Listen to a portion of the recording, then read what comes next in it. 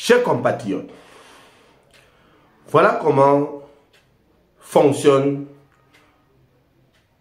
l'état d'esprit de certains compatriotes, dont certains Camerounais.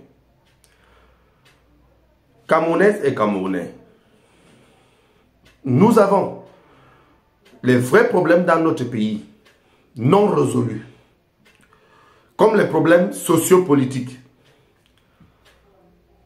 qui fait en sorte que le Camerounais se retrouve en train de subir à l'extérieur comme à l'intérieur du pays.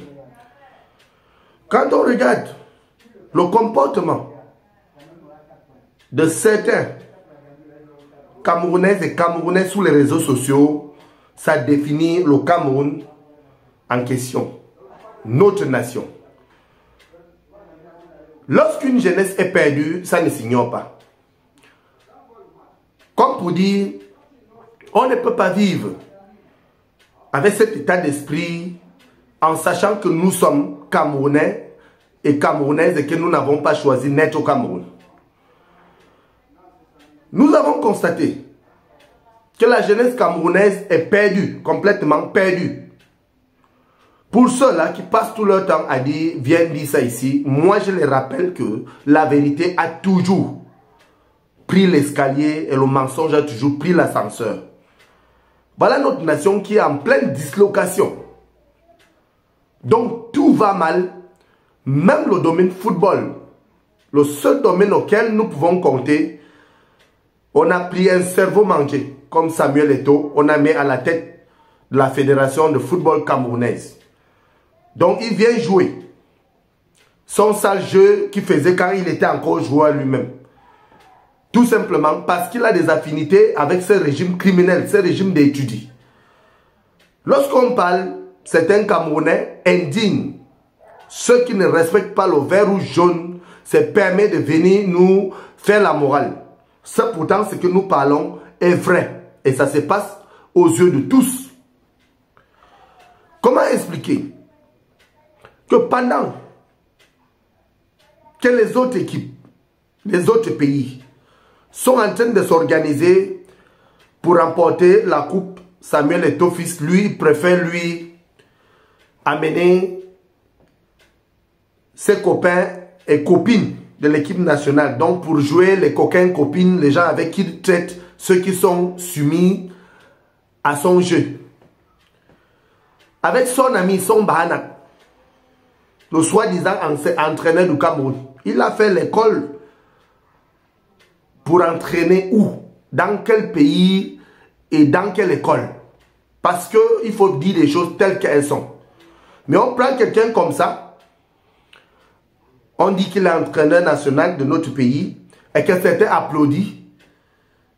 Ces hommes tribalistes, ces hommes tribales, ces hommes qui n'ont aucun respect pour personne, ces hommes qui pensent que comme ils ont les amis à étudier, qu'ils peuvent décider de faire de l'équipe nationale ce qu'ils veulent. Ces orgueilleux. À la fois les hommes perdus parce qu'ils ne savent rien faire, mais ils veulent tout dire pour convaincre les gens. Publiquement parlant, si le Cameroun rentre vendredi, ça serait la faute de ces dirigés qui sont à la tête de cette institution communément appelée la Fédération de football camerounaise. Donc, tel que nous connaissons, nous avons vu, même lors du dernier match, le comportement d'étudiants ça rattrape et ça les confirme qu'ils sont avec ceux d'étudiants, ces hommes d'étudiants, parce qu'on ne peut pas enlever pendant qu'on est mené, on fait un changement où on enlève un défenseur, on enlève un attaquant pour mettre un défenseur. On ne fait ça que lorsque on est en train de mener un jeu ou encore lorsqu'on mène le jeu.